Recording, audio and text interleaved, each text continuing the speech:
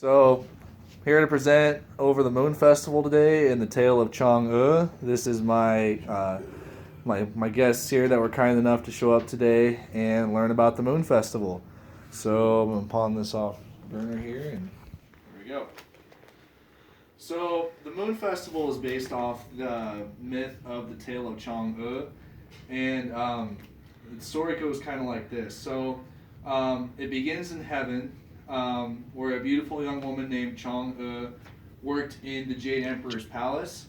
One day she accidentally broke a valuable vase in the palace, which angered the Jade Emperor. Her punishment was to be sent down to Earth, where she was forced to live as a human until she committed a valuable act of service on Earth.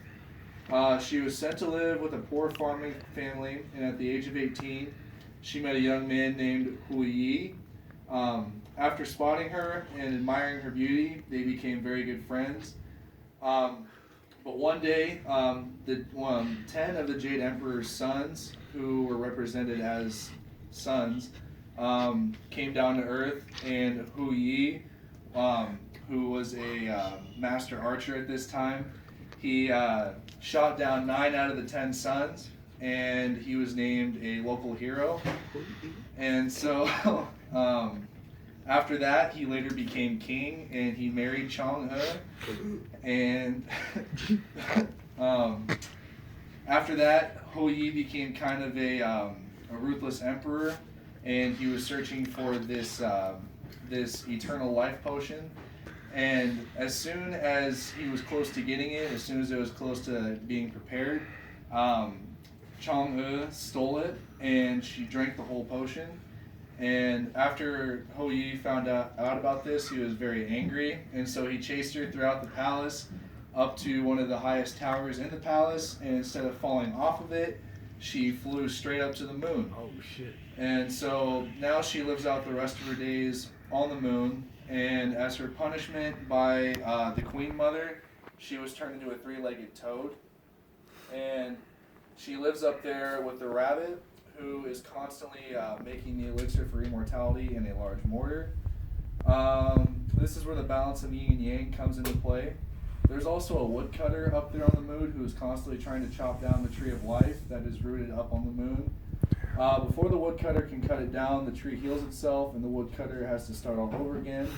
The symbolism behind this story is saying that even though the woodcutter, death, is constantly cutting down the limbs, which represents human life, the tree will always sprout new life before the tree can be completely killed off.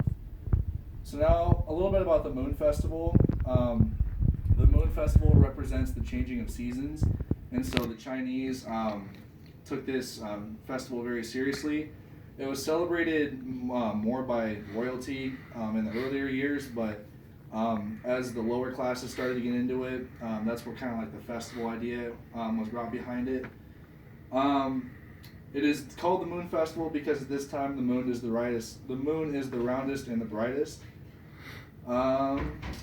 It can be tracked down all the way to the Zhou dynasty, where at first only royalty were involved first in the festival. On the day of the festival, family members gather to offer a form of sacrifice to the moon. They eat moon cakes, which are like round and symbolize the coming together of the family. And they get a chance to show love and appreciation towards their friends and family members. The moon cakes to the Chinese people are round, which symbolizes the reunion of the family. And the family members present their loved ones with moon cakes to wish them a long and happy life. And so that's a little bit about the Moon Festival. Like I said before, it's to represent the changing of the season, and they believe if they gave sacrifice to Chang'e, which is now lives on the moon, it would bring about a good harvest and good familial vibes with them and the family. And that's kind of the tale of the Moon Festival.